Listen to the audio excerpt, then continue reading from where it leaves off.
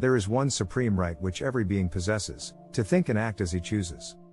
If he chooses to think and act selfishly, thinking of his own immediate happiness only and not of that of others, then he will rapidly bring upon himself, by the action of the moral law of cause and effect, such afflictions as will cause him to pause and consider, and so find a better way. There is no teacher to compare with experience, no chastisement so corrective and purifying as that which men ignorantly inflict upon themselves. The selfish man is the ignorant man, he chooses his own way, but it is a way which leads to suffering, and through suffering to knowledge and bliss.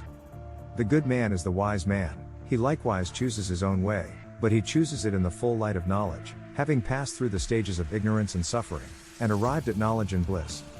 A man begins to understand what seeing no evil is when, putting away all personal desires in his judgments of others, he considers them from their own standpoint, and judges their actions not from his own standard but from theirs. It is because men set up arbitrary standards of right and wrong, and are anxious that all should conform to their particular standard, that they see evil in each other.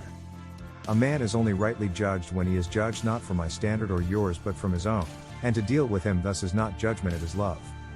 It is only when we look through the eyes of impersonal love that we become enlightened, and see others as they really are, and a man is approaching that love when he can say in his heart, "Who am I that I should judge another? Am I so pure and sinless that I arraign men and pass the judgment of evil upon them? Rather let me humble myself, and correct mine own errors, before assuming the position of supreme judge of those of other men." It was said by one of old to those who were about to stone, as evil, a woman taken in the act of committing one of the darkest sins, he that is without sin let him cast the first stone. And though he who said it was without sin, yet he took up no stone, nor passed any bitter judgment, but said, with infinite gentleness and compassion, "Neither do I condemn thee, go, and sin no more." In the pure heart there is no room left where personal judgments and hatreds can find lodgment, for it is filled to overflowing with tenderness and love, it sees no evil, and only as men succeed in seeing no evil in others will they become free from sin and sorrow and suffering.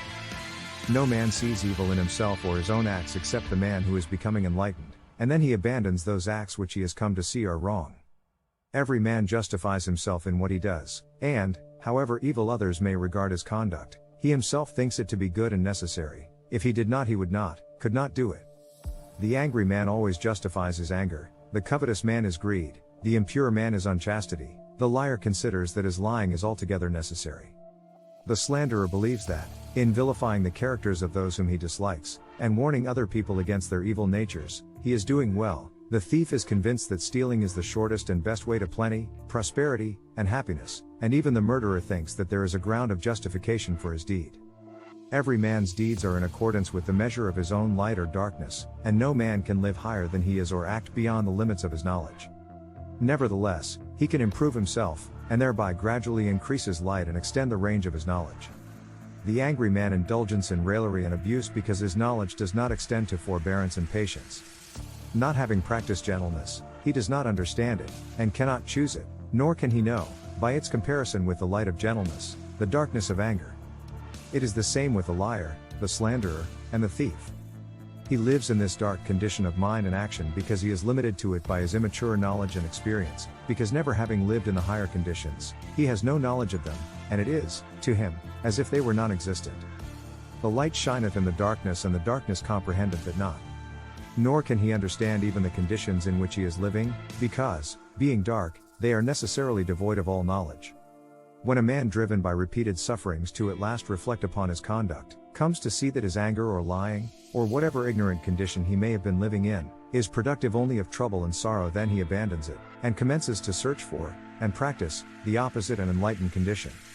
And when he is firmly established in the better way, so that his knowledge of both conditions is complete, then he realizes in what great darkness he had formerly lived.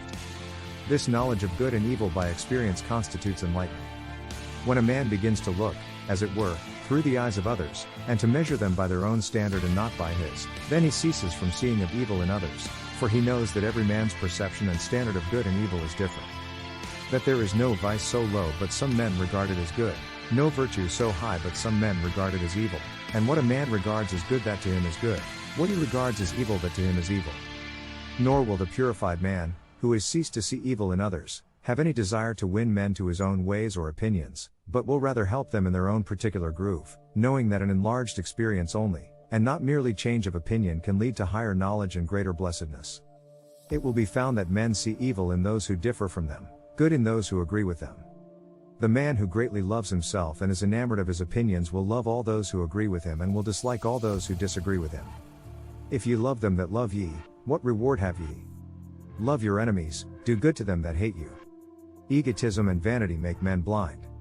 Men of opposing religious views hate and persecute each other. Men of opposing political views fight and condemn each other.